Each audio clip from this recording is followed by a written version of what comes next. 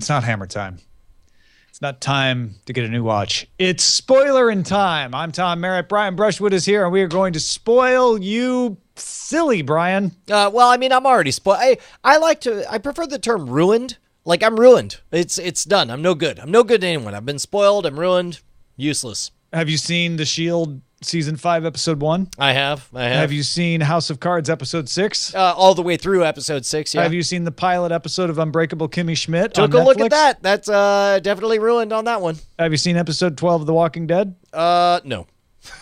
I've only seen up to Episode 11, as we discussed before we started this. Well, no, Episode 12 was 2 weeks ago. Not according to Jackie Hearn. She says that when everyone took a shower was Episode 11. Okay. Which, by the way, that was a spoiler for anyone who hasn't been watching. Have you seen Better Call Saul Episode 5? I sure have, sir.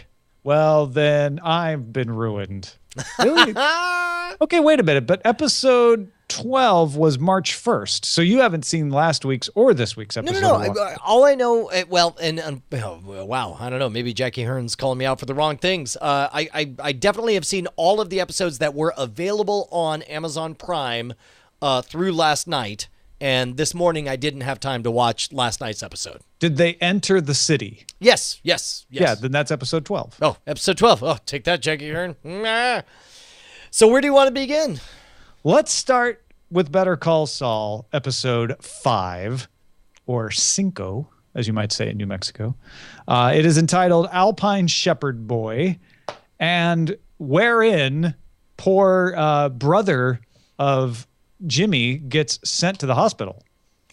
Yeah. Okay, so this was a weird episode in that I'm gonna talk and I'm going to say some words that some people might think I feel gypped or robbed in this episode. I do not. I felt like it was a good episode. However, it was very much a transition episode. It was very much a slow pan of the spotlight from Jimmy McGill to his brother and, more importantly, to Mike Ehrmantraut, where you see him. There's that scene where you see his lonely existence spending all night in that parking garage.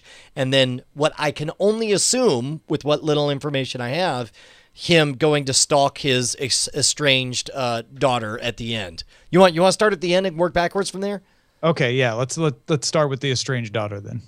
So we agree that it's almost certainly an estranged daughter that he's stalking.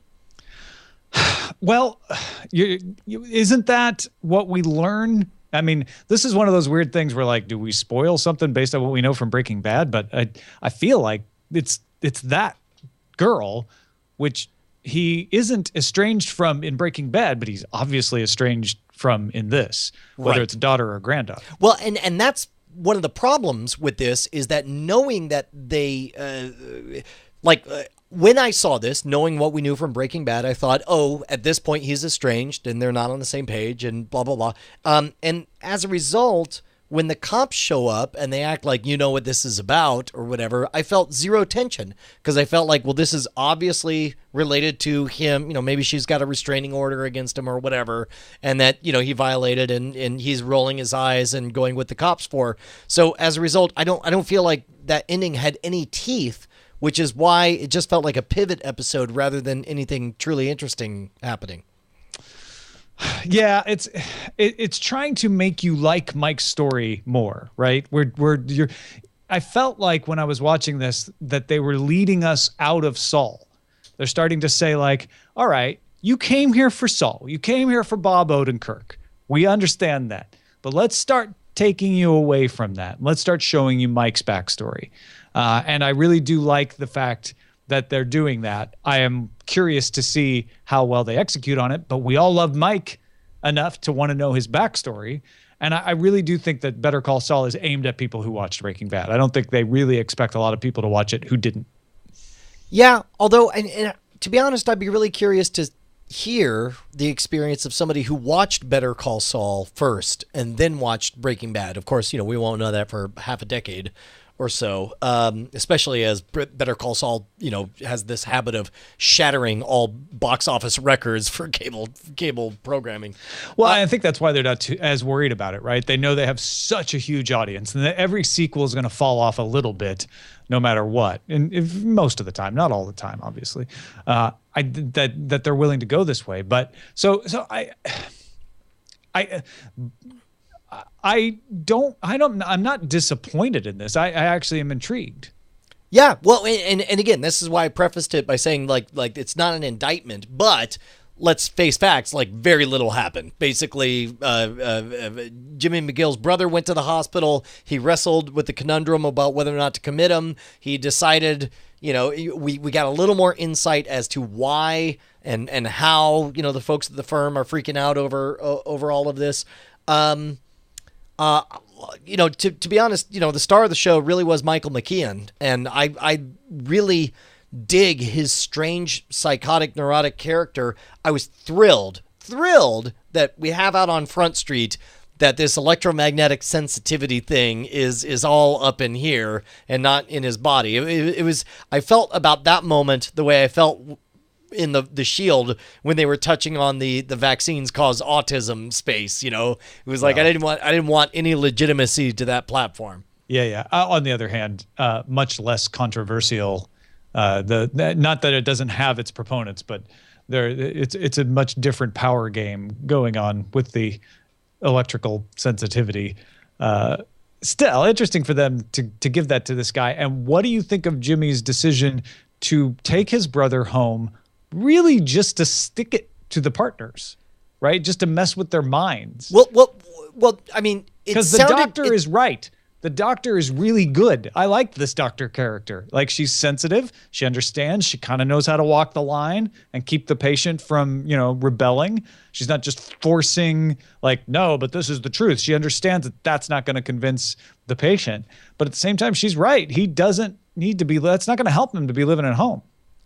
Yes. And I do feel like, crap, I've held on to my thought and it vaporized. Let me just say this. I thought that the whole scene where he's sitting there lecturing the cops right up to the point that they tase him and take him in was amazing. I thought they did a good job of establishing that whether or not it's a real condition, he certainly feels like it's a real condition. Absolutely. And I think that's what the doctor understands is like, this is real to him. Yeah. So I have to account for that. And also, Jimmy McGill, as you would expect from who we see Better Call Saul turn into, we see him saying like, okay, well, it's not like 100% real, but it's real enough for me to act like it's real in front of you. And I don't know, like it may, but whenever he was faced with that agonizing decision of, do you commit him against his will to fix this, or do you, treat your brother like a human being? This is the weakness of Jimmy McGill that we see all the way through Breaking Bad, right? Yeah. This is his flaw, is that he is a weak person. He has the strength to start doing the bad guy thing, but lacks the strength to follow through with the bad guy thing. He lacks the strength of character to walk away from those two guys without in the desert, about to have their legs broken, without turning around or about to be killed, and then negotiate him down to legs breaking, something that he can live with. I feel like that's what we're seeing with his brother. And I like the idea that we might see that same treatment applied to Mike, that we'll start to see Mike becoming the Mike we meet later and seeing his backstory. And maybe we're going to see the same thing with Tuco. I wonder what other characters are going to drift in now where we can get an insight into how they became the fully formed characters that we meet later. I'll tell you what, the more I think about this as its own series, Badger, the more I am convinced that there's no way that this series does not end after Breaking Bad ends. Because regardless of whether it's a spinoff or not, you would never start a series off with the scene that we see in Nebraska of Bob Odenkirk in his post Better Call Saul life, without coming back to that. So I am hopeful that we will, at some point, the stories will become parallel with the Breaking Bad universe. We might even see a cameo at some point with of Walter White, And then I'm convinced that the best parts of this series happen after the Breaking Bad story ends. Yeah, I'm not as convinced about that as you. I think it's possible that the series might end with a resolution to Saul's post New Mexico life, although maybe not even a resolution, but just revisiting it as like, this is what he ends up doing, or even maybe a teasy, like he's going to go back to being a lawyer under a third name or something like that. But I'm not convinced that we're going to spend a lot of time in the future. Man, I don't see any way you would craft a series with such a poignant opening that takes place in the future and never get back to that point. That just seems insane to me. It's about the fall, right? To me, the story isn't about the future. That future is saying, this is the point we know he ended up at. Well, but let's see how he got there. And you know part of it already from Breaking Bad. Let's tell the rest of it. Well, Breaking Bad was the story of somebody who objectively looked like he was a good guy that descended into and released the inner beast within. But Saul Goodman has always been a character, that is flawed. He's a weak person who wants to do the right thing and ends up making bad decisions. Wouldn't it be great if Better Call Saul was the inverse of the Breaking Bad story, and instead we see a redemption arc? We see somebody who becomes strong and principled. Yeah, but that's a different series, maybe. Yeah, I think know. This is a series about somebody who was good, but he's actually not good, but trying to do the right thing, struggling to do the right thing. And actually what ends up happening in Breaking Bad is what you're talking about. That is that story. That is the end of that story. We just don't know how he got there. Yeah. I feel like we'll just spin down a rabbit hole here. I don't think. Well, you don't think. Well, I don't think. Well, let's talk about The Walking Dead then. There you go. Hey, so I didn't watch last night's episode of The Walking Dead. I'm sorry. That's one of the complications of us recording on a Monday. But I did watch the previous episode where they got let into the development. I don't want to even call it a town. They got into the gated community. They find themselves Alexandria, right? It's not the entire city of Alexandria, Virginia, right, but it's in Alexandria, which is a suburb of Washington, D.C. Right, and these are roughly, starting in the low 800,000s, as they said. This is $1 million gated community that they're living in, and I loved it. Loved this episode. Nothing happened, and I couldn't have been happier. It was all it exactly, and again, not that it has to be like the comic books, but I got out of this version of it exactly what I loved about it in the comic books. The idea of these battle-weary, heavy-hearted road warriors suddenly thrust into a 1960s idyllic environment where all of a sudden we're not quite to the cocktail party phase of things, and I'm sure that's coming around the corner, but we see them get shaved, and that scene, that's another thing, watching Rick shave himself, knowing that that's one take. He had to get into character, and there was only one time he could, for real, shave his beard, and he did it. I thought it was great. I liked it a lot. I especially, for the first time, found myself deeply sympathetic to Carl. Carl's like gone out of his way as a character to be like the most annoying guy, although quietly for the last 3 seasons, he's been a stalwart, of towing the line and growing up in this world and understanding that there's things that need to be done and being responsible. He's, this bastion of responsibility, and all of a sudden he's thrown into the politics of what it means to be a social teenager. It's unreal, man. I loved it. What about Carol? I don't know that, maybe I missed it, but I don't think Carol had a big moment in this episode. She, everybody seems guarded. They're all living in the same house together, but it's like they're all PTSD'd out. Daryl, actually, if anything, I think is wearing it on his sleeve. So you don't remember Carol's interview? What did she say? She very passively just talks about how she doesn't really have survival skills. She's the den mother of the group. She doesn't really, do much else. I didn't even notice that she was lying her face off. That's amazing. I just figured it was everybody adapting to their environment. Whoa, hold on. Wow, that's some darkness. I didn't even put that together. That's great. Yeah. No, it's real subtle, because Eileen and I, when we were watching that episode, started looking at each other like, wait, that's not right. Like, it was almost like, did they get the script wrong? Because that's not. And then we're like, Oh, because she's so convincing. Yeah. And well, and so she's convincing I dressed didn't as even notice. Carol, right? It's like later on they all have different clothes on and everything, but those interviews that they keep flashing back shows them in their battle-worn fatigues, right? So you're like, oh, but this isn't Carol pretending to be somebody else because this is Carol, right? It's dressed just as Carol with the stuff on. And she's like, oh, no, I'm just little Carol.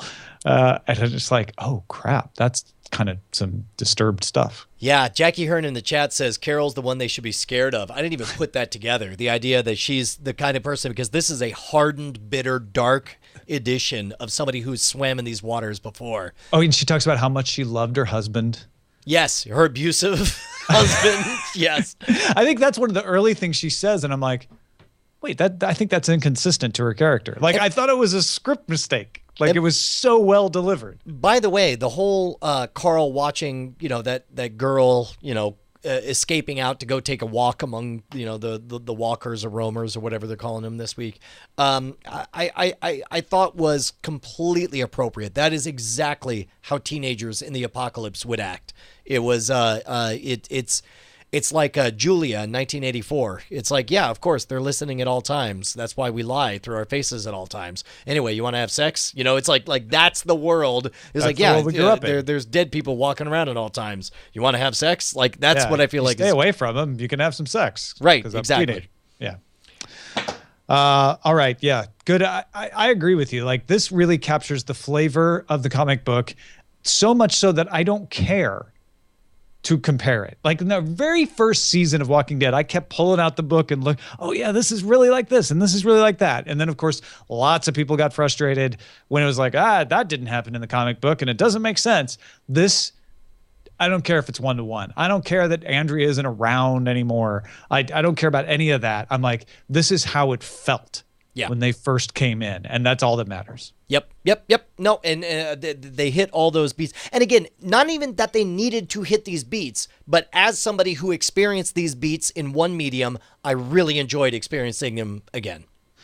Let's move on to Unbreakable Kimmy Schmidt, another post-apocalyptic show, in a sense. It's Ellie Kemper, an Ellie Kemper vehicle. Is that how you say that? Where she's the star. She was the receptionist from The Office in the latter half of that series, and I find her hilarious. I don't know that I found her as hilarious as I want to in this episode yet, but it's a mixed result. I'm going to have to keep watching more episodes, which I can because they're all there. What did you think, Brian? Wanted really bad to love this, Tom. I didn't love it. Well, and I guess I'm saying the same thing in a different way. It's not that I hated it. There were directions where I'm like, oh, if they go there, oh, but they didn't go there yet. Well, maybe they'll go there later, right? It was not a convincing first episode. I feel like we didn't even really see an episode. We saw a menu. We saw like, hey, look over all of these set pieces, these items, and these characters. These are what you'll be enjoying in our show.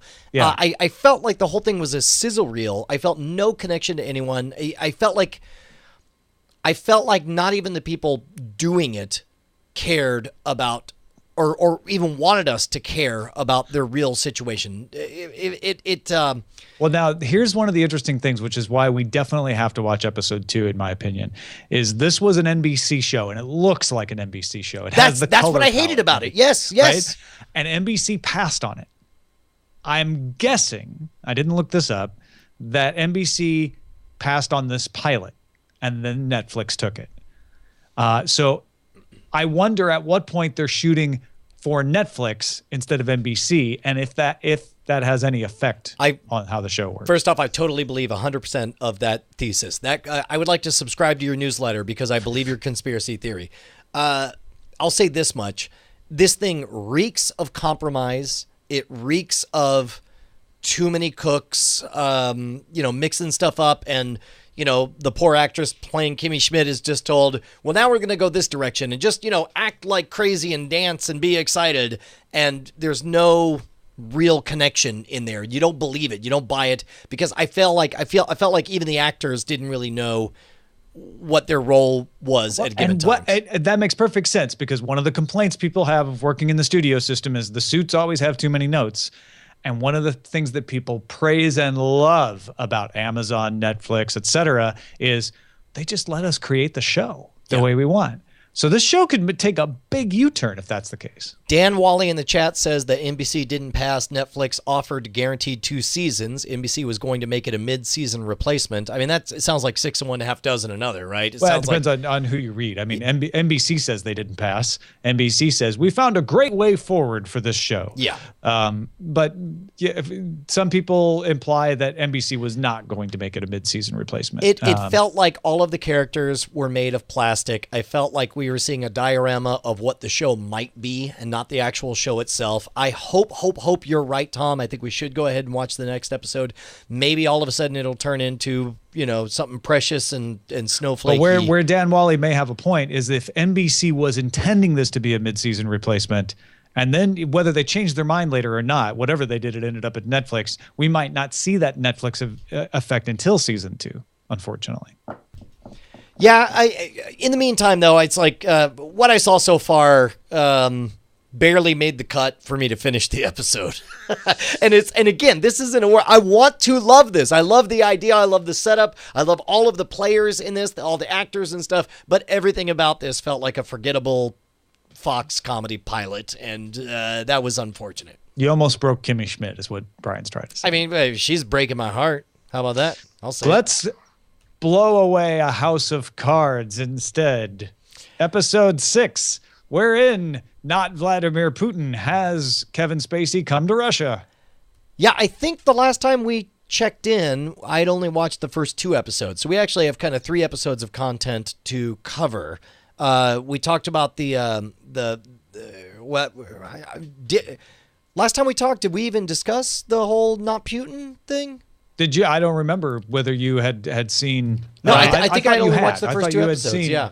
Yeah, Brian didn't get that far. The man who would be Putin. Yeah, so bringing you up to speed, we have not Vladimir Putin comes over and kind of spits in the eye of Francis, and then things end hits poorly. On Claire. Yeah. Oh, dude, dark stuff, right? And I absolutely adored the appearance of Pussy Riot on there. I thought it was fantastic.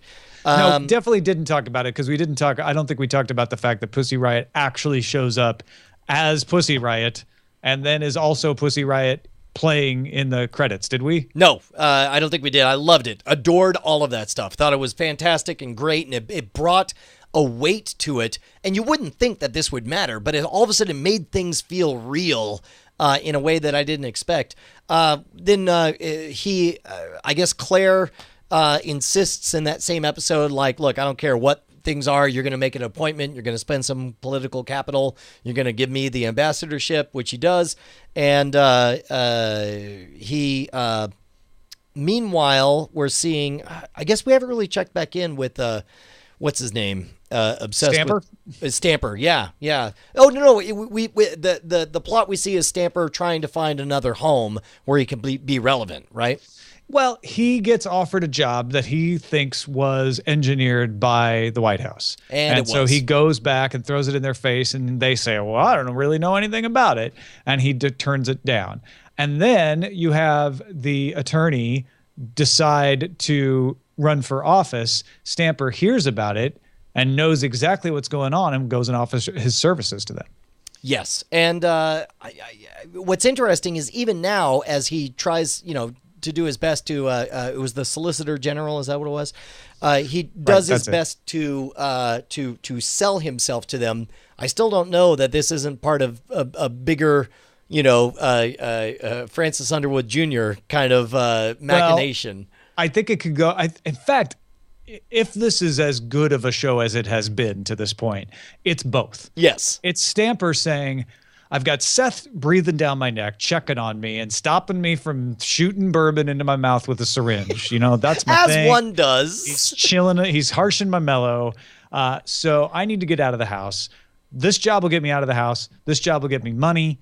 If Frank really turns against me, I can stick it in Frank's back by helping his competitor.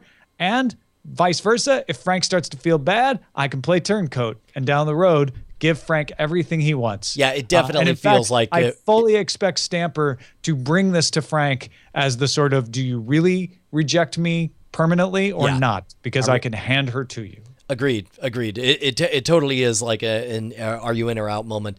All right, moving forward, when they went to Russia, number one, it was great to see. Along the way, we saw Claire deferring to the what is Secretary of State. Secretary of State. Yeah, I just want to call her Madeleine Albright because that's clearly who she's modeled after. Well, she's kind of a combo Madeleine Albright, Hillary Clinton. Yes. Secretary of State for sure. Agreed. When you see Claire playing some fantastic politics, there's one scene that I really didn't care for, and it's because maybe I got the wrong impression from the first season. I thought that what House of Cards was about us, the audience, being on the outside, not really knowing the full reality of Francis Underwood's mind, except for the parts that he felt like letting us in on. And then secretly, this guy had an amazing master plan that everything always clicked back into place. And certainly the first season feels that way. The second season, I got annoyed because there were so many times he's being punched and he's on the ropes and he's sort of pulling, ideas out of his butt. And I'm like, that's not Francis Underwood. Now we go full on, like they're simultaneously trying to make us hate him, by having him hawk a loogie on the crucifix, and then simultaneously turning around trying to make us appreciate him. Wait, he hawks a loogie on the cemetery. No. He pees you're talking about on his father's grave. That's right. Yeah. Look, there's a lot of body functions and a lot of enemies. There's a lot of loogies getting hawked in this season. It's hard to keep track. And but we're seeing him hawk loogies on the crucifix. But then next thing hawks of loogies. We're seeing him cry and be defeated inside the Lincoln bedroom or whatever. And it's like, I guess it's not the television show that I thought it was. I guess it's... Well, I feel like that shows that this is an actual person, not a Johnny One Note. It's like Frank Underwood can be broken when it gets to the level of White House pressure, right? He's leading the free world now. This is not just his game. When he's in the Congress, he's not even a senator, right? So that game is played at a high level, but it's not nearly the level he's at now. And so that pressure is weighing on everything he does, whether it's personal ambition or not.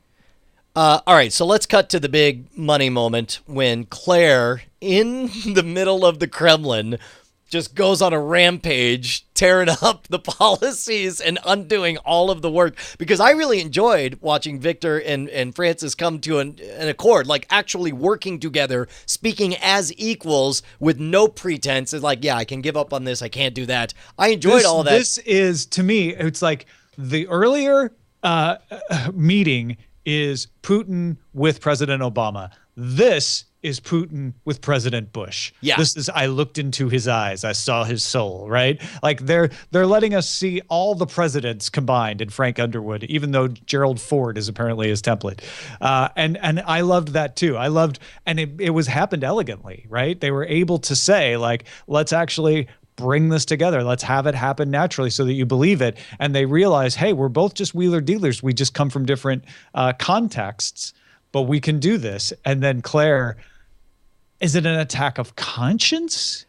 Is it something else? I mean, it's almost out of character for her to do it because she thinks it's right. But at the same time, she grew incredibly close to that prisoner in a very short amount of time. And he killed himself next to her, likely because of her. Yeah, I mean, I don't know that I want to dive into speculation about what she's thinking, because I still don't think I have a handle on either of our two main protagonists. But I think that's the appeal of the show, is that they're aliens from an alien world with alien morals that I don't understand.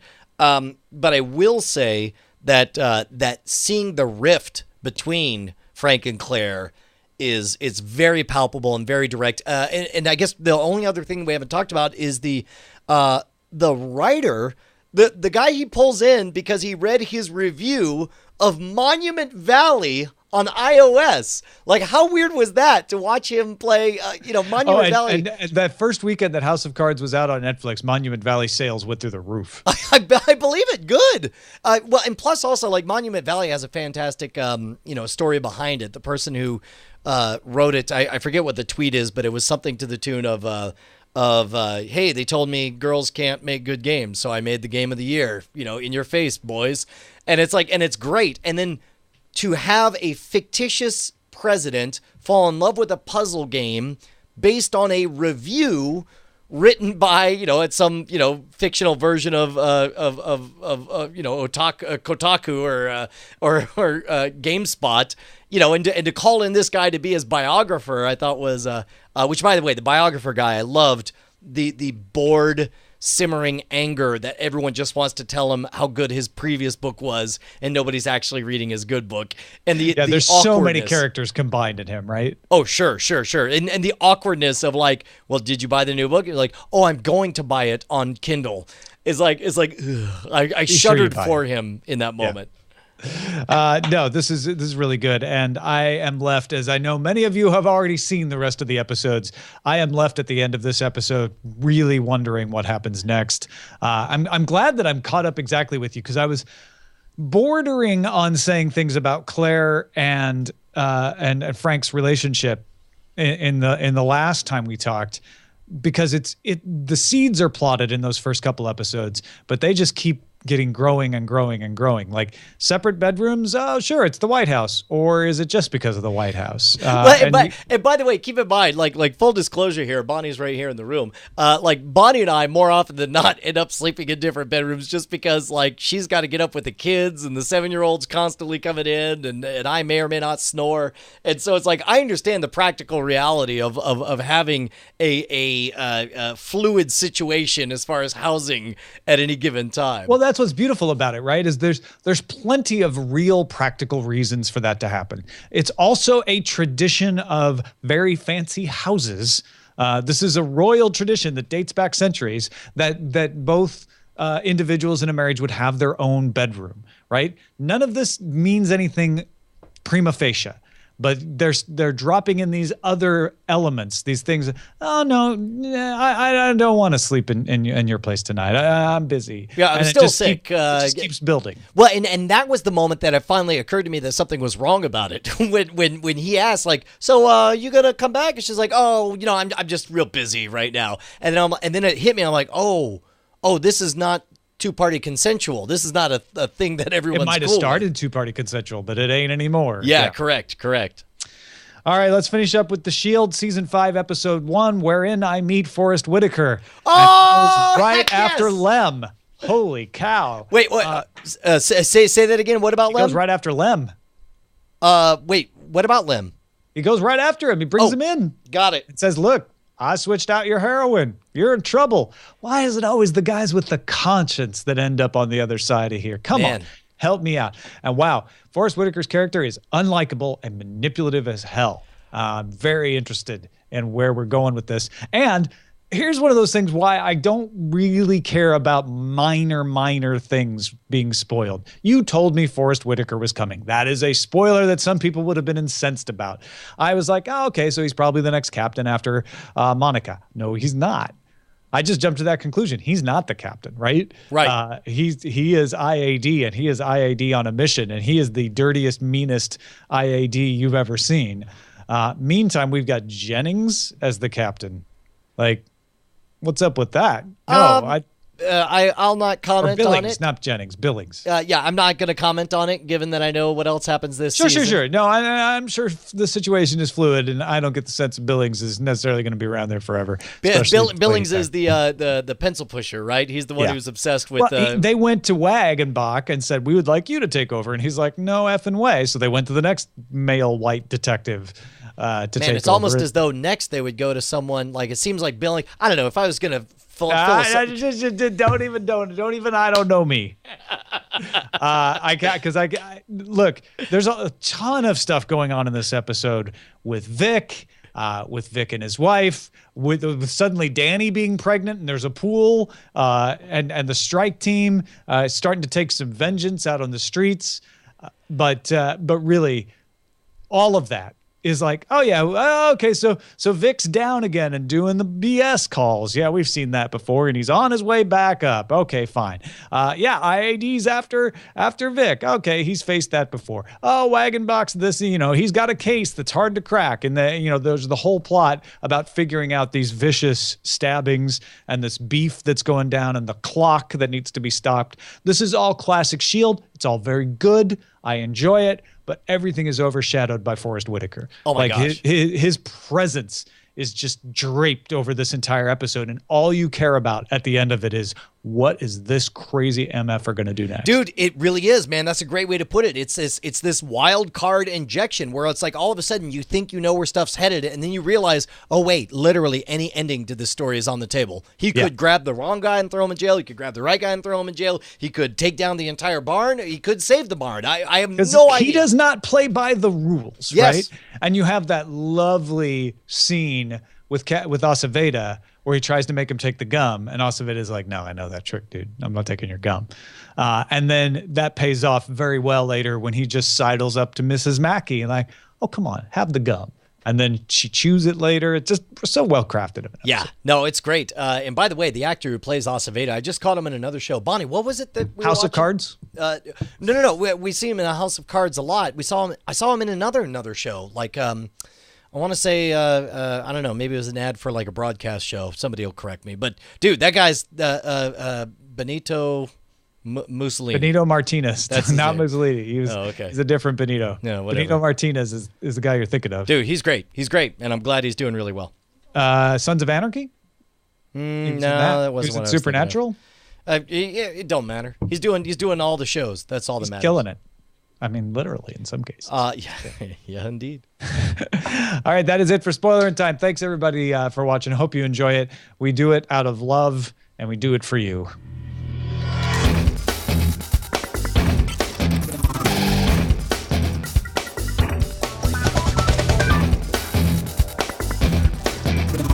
Diamond Club hopes you have enjoyed this program.